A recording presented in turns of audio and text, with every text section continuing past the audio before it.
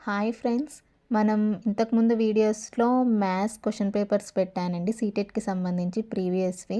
అంతకుముందు third class ఈవీఎస్‌కి సంబంధించి కొన్ని వీడియోస్ పెట్టాను. ఇప్పుడు ఫోర్త్ క్లాస్ ఈవీఎస్‌కి సంబంధించి కొన్ని మెయిన్ పాయింట్స్ చెప్తానండి. ఇది నేను ప్రిపేర్ చేసుకున్న నోట్స్. దీనిలో మెయిన్ పాయింట్స్ చెప్తానండి మీకు. ఫస్ట్ లెసన్ చూడండి, గోయింగ్ టు స్కూల్. ఈ గోయింగ్ టు స్కూల్ లెసన్‌లో మనకి ఏమిచ్చారంటే ఏ ఏ ప్రాంతాలలో స్టూడెంట్స్ అనేవారు స్కూల్కి ఏ విధంగా వెళ్తారు అనేది మెన్షన్ చేశాడు. అస్సాంలో అయితే బ్యాంబో బ్రిడ్జెస్ని యూజ్ చేసాము. లడఖ్లో ద ట్రాలీ అంటే ఏంటి? And open box made of wood, 4 or 5 of us sit in the trolley. ఈ సిమెంట్ బ్రిడ్జెస్ని ఎక్కడ యూజ్ చేసామంటే నార్మల్గా కొన్ని ప్రాంతాల్లో యూజ్ చేసామండి, పర్టికులర్గా ఇదే అని కాదు, చాలా ప్రాంతాల్లో యూజ్ చేశారు. కేరళలో అయితే పర్టికులర్గా వల్లం అనే ఒక టైప్ ఆఫ్ బోట్ని యూజ్ చేస్తారు. నెక్స్ట్ రాజస్థాన్లో మనకు తెలుసండి క్యామల్ కార్ట్ని యూజ్ చేస్తాము. బుల్ల కార్ట్ అనేది కూడా నార్మల్గా విలేజెస్లో అలాంటి ప్లేసెస్ యూజ్ చేస్తాము. రాకీ పాస్ అనేవి మనకి ఉత్తరాఖండ్లో ఎక్కువగా ఉంటాయి. ఫస్ట్ లెసన్లో ఇంపార్టెంట్ పాయింట్స్ ఇంతేనండి. నెక్స్ట్ లెసన్లో మనకి ఇయర్ టు ఇయర్ అనే లెసన్ ఇచ్చారు. ఈ లెసన్లో animals whose ears we can see, animals whose ears we cannot see అని మెన్షన్ చేయడం జరిగింది. ఏ జంతువుల చెవులు మనకి బయటికి కనిపిస్తాయో వాటికి ఎగ్జాంపుల్స్ ఇవి. ఏ ఎనిమల్స్ యొక్క చెవులు బయటికి కనిపించవో వాటికి ఎగ్జాంపుల్స్ ఇవి. Next, some animals whose ears we cannot see are snake, pigeon, crocodile and fish. ఏ జంతువులకి మనకి చెవులు బయటికి కనిపించవంటే snake, pigeon, crocodile, fish etcetera. And animal with ears like fans. ఏ జంతువు యొక్క ఇయర్స్ ఫ్యాన్స్ లాగా ఉంటాయి? Elephant. And animal with ears like leaves. ఏ జంతువు యొక్క చెవులు లీవ్స్ లాగా ఉంటాయంటే deer. And animal with ears on the top of its head. ఏ జంతువుకు చెవులు అనేవి దాని యొక్క తల పైన ఉంటాయి అంటే ర్యాబిట్. కొంచెం ఇంపార్టెంట్, అంటే కన్ఫ్యూజ్ చేయాలంటే ఇలాంటి క్వశ్చన్స్ ఇస్తాడండి. Next, an animal with ears on both sides of its head. తన తలకి ఇరువైపుగా ఏ జంతువుకు చెవులు ఉంటాయంటే tiger. Next, a bird has tiny holes on both sides of its head. Generally the holes are covered with feathers. They help the bird to hear. నార్మల్గా పక్షులకి మనకి తలకి ఇరువైపులా చిన్న హోల్స్ ఉంటాయండి. అవి ఫెదర్స్తో కప్పబడి ఉంటాయి. అవే వాటికి వినడానికి ఉపయోగపడతాయి ఆ చిన్న హోల్స్ అనేవి. నెక్స్ట్, ఇంపార్టెంట్ అండి. Next, you will see tiny holes అనే lizard's head, these are its ears. మనం లిజర్డ్ని చూసినట్లయితే దాని తలకి ఇరువైపుగా చిన్న హోల్స్ ఉంటాయి, అవే వాటి యొక్క చెవులుగా ఉపయోగపడతాయి. క్రొకొడైల్కి కూడా సేమ్ అండి. Next, the different patterns on the animals are due to the hair on their skin. Important అండి. మనం చాలా రకాల జంతువులు చూసినట్లయితే ఒక్కొక్క జంతువు చర్మం అనేది రకరకాల ప్యాటర్న్స్లో ఉంటుంది. దానికి కారణం ఏంటంటే the hair on the skin. వాటి యొక్క హెయిర్ వల్ల ఆ ప్యాటర్న్స్ అనేవి ఏర్పడతాయండి. జీబ్రాలో ఒకలాగా, జిరాఫీలో ఒకలాగా అట్లా చూస్తాం కదండి, అది. ఈ పాయింట్ కూడా ఇంపార్టెంట్. ఈ బాక్స్ పెద్దగా ఇంపార్టెంట్ ఏం కాదండి. నెక్స్ట్ ఈ పాయింట్ చూడండి. Animals whose ears you can see have air on their body. These animals give birth to the young ones. Important అండి. అంటే ఏంటి? ఏ జంతువు చర్మంపై మనం హెయిర్ని చూస్తామో, ఏ జంతువు ఇయర్స్ అనేవి మనం చూడగలుగుతామో బయటికి, ఆ జంతువు అనేది యంగ్ వన్స్కి birth. These animals give birth to the young ones. అవి పిల్లల్ని కంటాయండి. Next point, those animals that do not have ears on the outside do not have air on their body. These animals legs. ఏ animals ears అయితే బయటికి కనిపించవో, ఏ ఎనిమల్స్కి hair తన బాడీ పైన హెయిర్ ఉండదో ఆ ఎనిమల్స్ అనేవి గుడ్లు పెడతాయండి. చాలా ఇంపార్టెంట్ అండి. కన్ఫ్యూజ్ చేసేలాగా ఇస్తాడు మనకి. Next, some species of lizards are oviparous as well as viviparous. అంటే లిజర్డ్స్లో కొన్ని టైప్స్ ఆఫ్ లిజర్డ్స్ మనకి ఎగ్ లేయింగ్ అంటే గుడ్లను పెడతాయి. వాటిని మనం ఏవైతే గుడ్లను పెడతాయో వాటిని మనం ఓవిపారస్ అంటాం. ఏవైతే పిల్లల్ని కంటాయో వాటిని వివిపారస్ అంటాం. సమ్ స్పీసీస్ ఆఫ్ లిజర్డ్స్ అంటే కొన్ని రకాల లిజర్డ్స్లో కొన్ని ఓవిపారస్ ఉంటాయి, అంటే ఎగ్ లేయింగ్ చేస్తాయి. కొన్ని వివిపారస్ ఉంటాయి, అంటే giving birth to young ones. ఈ లెసన్లో ఇంతేనండి. Next lesson A day with నందు అండి. ఇక్కడ నందు అంటే ఎలిఫెంట్ నేమ్. ఆ లెసన్లో అది నందు అంటే ఎలిఫెంట్ నేమ్.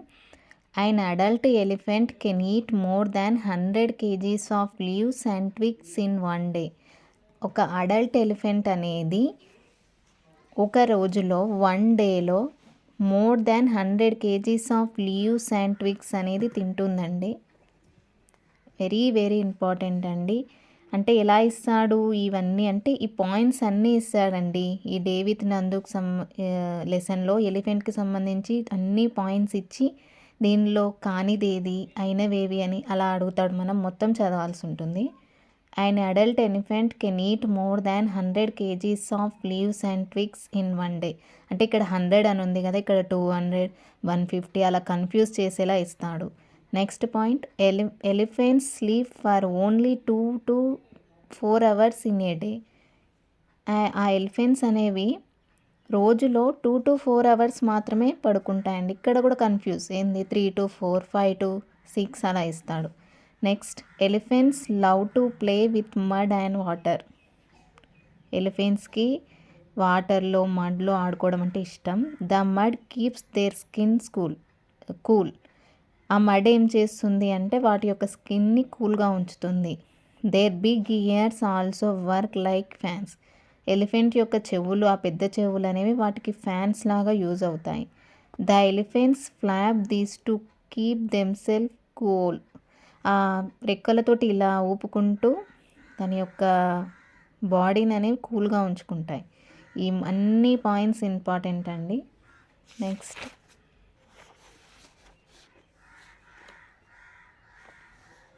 నందు ఎలిఫెంట్, అది ఎలిఫెంట్ నేమ్ నందు అని చెప్పాను కదా. Nandu is only 3 months old but he weighs 200 kilograms.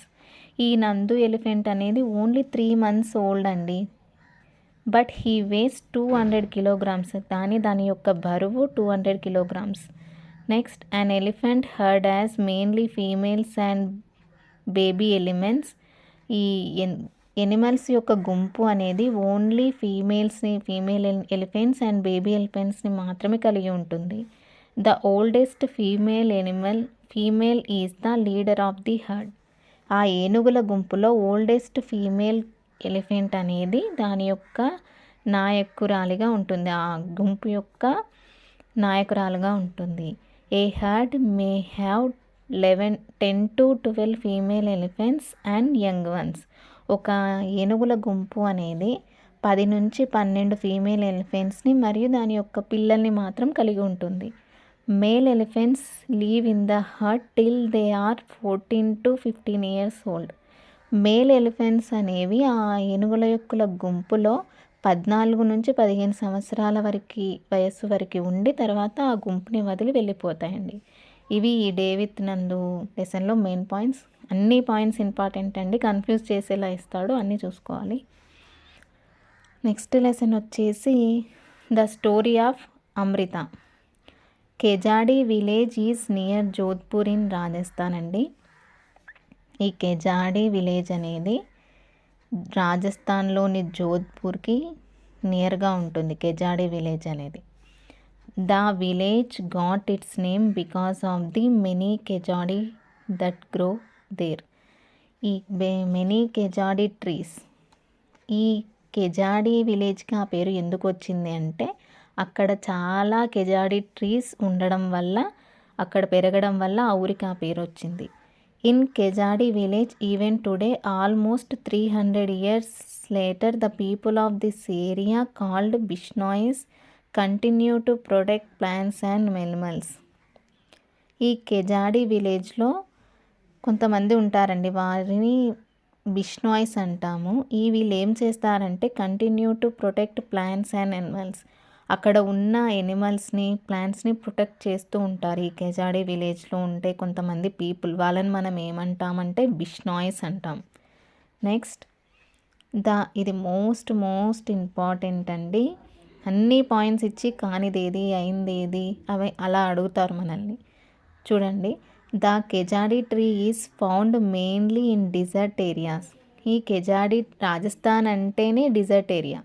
The khejri tree is found mainly in desert areas. ఎడారులలో ఎక్కువగా ఉంటున్నాయి ఈ కెజాడి ట్రీస్ అనేవి. It can grow without much water.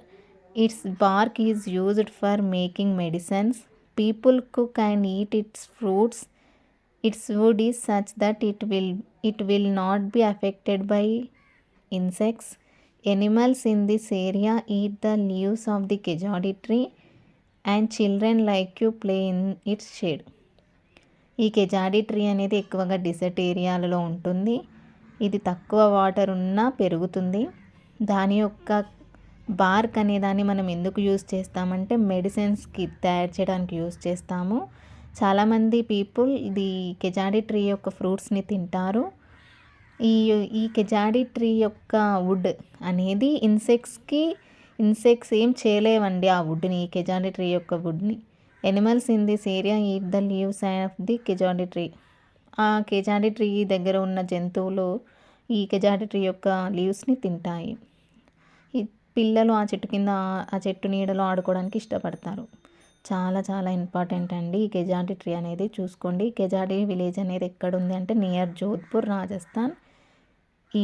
ఈ కెజాడి విలేజ్లో ఉండే పీపుల్ని ఏమంటాం, బిష్నాయ్స్ అంటాం. వాళ్ళు ఏం చేస్తారు, ప్రొటెక్ట్ ప్లాంట్స్ అండ్ ఎనిమల్స్ని ప్రొటెక్ట్ చేస్తారు. ఈ కెజాడి ట్రీ గురించి అంతా చూసుకోండి. నెక్స్ట్ లెసన్ వచ్చేసి Anitha and the honey bees. ఈ లెసన్లో మనకు ఒక విలేజ్ నేమ్ ఇచ్చాడండి, అది బొచాచా విలేజ్. ఇది ఎక్కడుంది అంటే ముజాఫర్ డిస్టిక్ ఇన్ బీహార్లోని ముజాఫర్ డిస్టిక్లో ఒక విలేజ్ నేమ్ బొచాచా. ఏంటి స్పెషల్ అనేది కింద చూద్దాం. అంతకుముందు ఈడ ఒక పాయింట్ చూడండి. What is RTE act 2009?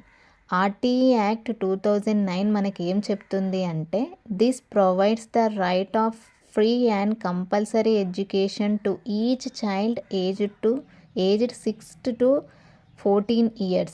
6 నుంచి 14 సంవత్సరాలు గల బాలబాలికలు ప్రతి ఒక్కరూ చదువుకునే హక్కు, అంటే ఫ్రీ అండ్ కంపల్సరీ ఎడ్యుకేషన్ అనేది చెప్తుందండి. మోస్ట్ ఇంపార్టెంట్ అండి ఈ పాయింట్. ఆర్టీ యాక్ట్ 2009 ఏం చెప్తుంది? This provides the right of free and compulsory education to each child aged 6 to 14 years. Very important.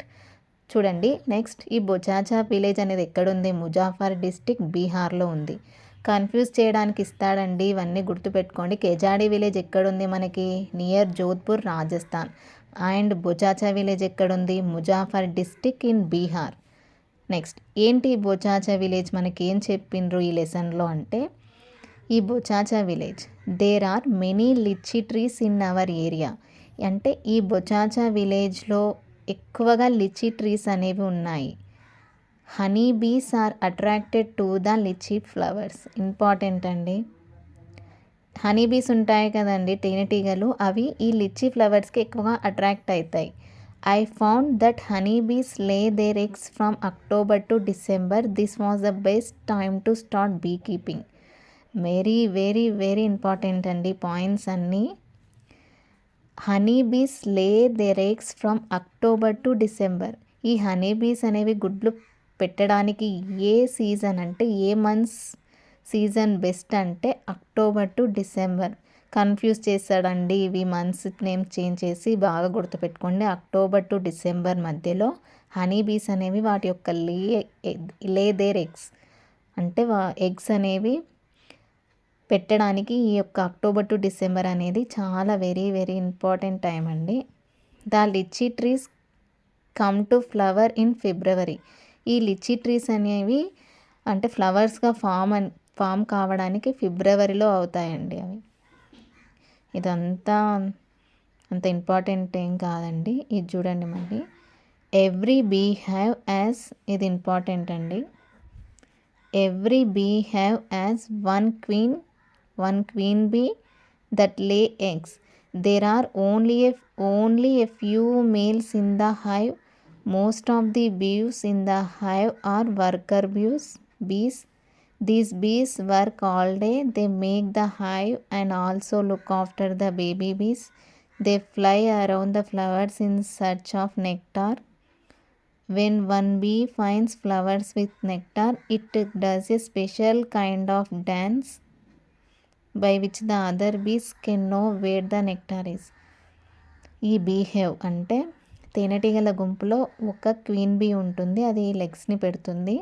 There are only a few males in the hive. ఆ హైవ్లో కొన్ని few males మాత్రమే ఉంటాయి.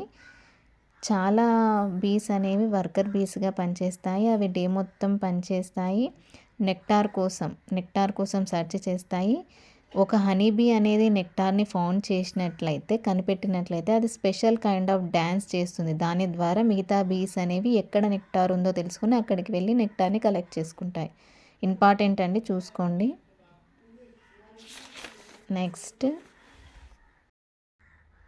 Next lesson వచ్చేసి ఒమానాస్ dairy అండి.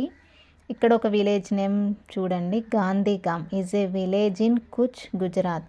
గుజరాత్లోని కుచ్ ప్రాంతంలో గల ఒక విలేజ్ పేరు Gandhigram. The route from Goa to Kerala has a total of 2,000 bridges and 92 tunnels. మనము గోవా నుంచి కేరళ వెళ్తే, ఇంపార్టెంట్ అండి పాయింట్, గోవా నుంచి కేరళ వెళ్ళే మార్గంలో మనం మొత్తం 2,000 బ్రిడ్జెస్ని, 92 టనల్స్ని క్రాస్ చేస్తాం. Important. In Ahmedabad most people are wearing white or cream colour dhotis and saris. ఒకసారి చూసుకోండి point. On the way from Gujarat to Kerala the train cross the states. Gujarat నుంచి కేరళ వెళ్ళేటప్పుడు మనం ఏ స్టేట్స్ని క్రాస్ చేస్తామంటే గుజరాత్లో స్టార్ట్ అవుతాం కదా, మహారాష్ట్ర, గోవా, కర్ణాటక, ఈ 3 స్టేట్స్ని క్రాస్ చేసి మనం కేరళ రీచ్ అవుతాం.